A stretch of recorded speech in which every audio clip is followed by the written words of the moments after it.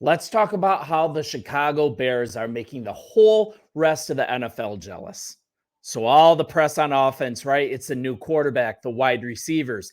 Recently, even the offensive line is getting a lot of love with multiple outlets. They're ranking them in the top 10. But one position group that's being ignored, that's the quality of the Chicago Bears tight end room. So, on top of the wideouts, the running back stable, the NFL must be getting jealous because nobody's talking about how it's actually the tight ends on this team. They have the ability to tip the balance, and we just added to it for good measure. So, this time of the year, we have an opportunity to really examine all the areas of the team. And really, this tight end room, it's going to prove to be vitally important.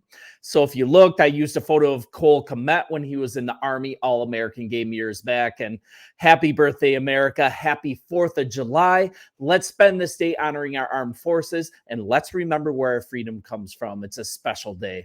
And this is Sports Talk Bears. I'm Sean. I would absolutely love for you to join our community. So hit the subscribe button as we make our drive towards 10,000 subscribers. So let's get down to business. A source I've been getting into a little lately is the 33rd team, and I'm gonna go to it right here. It's becoming a go-to.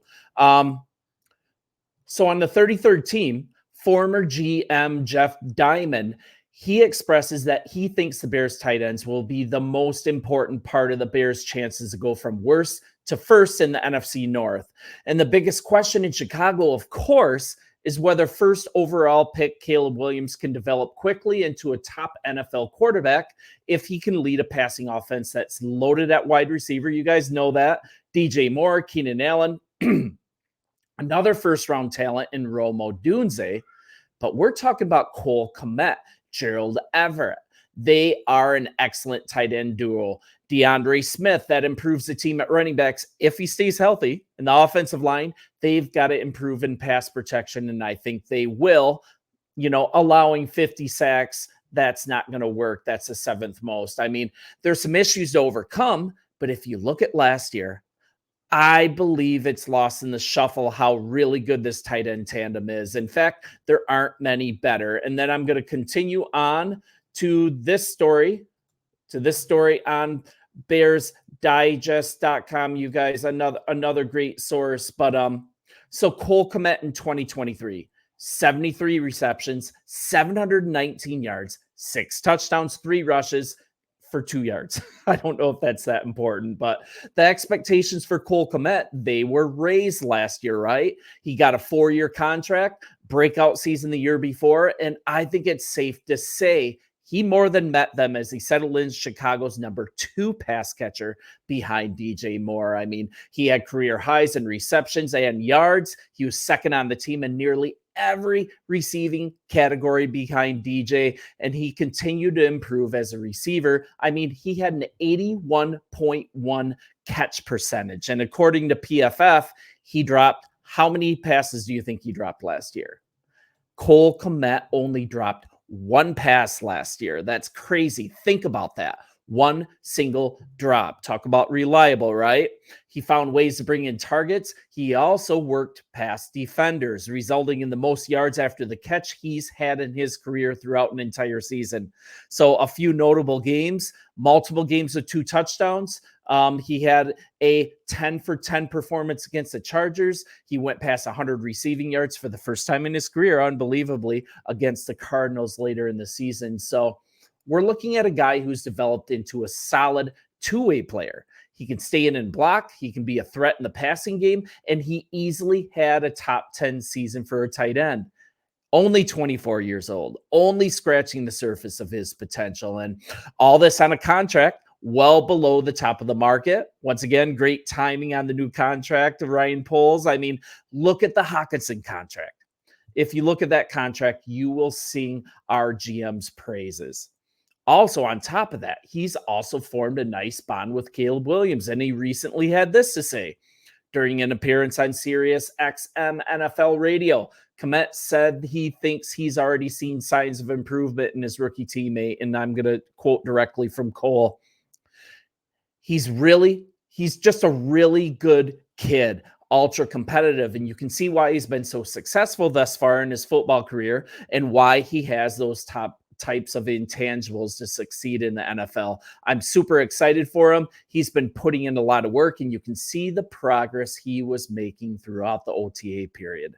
So if you look at the next guy I want to talk about, Gerald Everett. What a nice luxury signing. He's had about 500 yards receiving each of the last 3 years of his career. He tosses in about 4 scores. Just a nice position group with the ability to be the tipping point in close games. And this production by Kmet, it's been with subpar quarterback performance, right? That's being generous.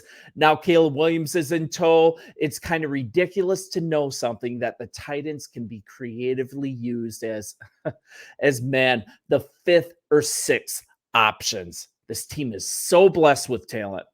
So now the latest addition, and this is really where I think the jealousy comes into here.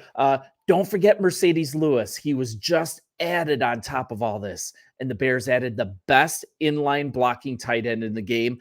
I don't care that he's 40, and he's also a great locker room glue guy for this young team. Really just a coach on the field as well, a big asset. They were super wise to bring him back, and this is straight from Coach Matt Eberflus.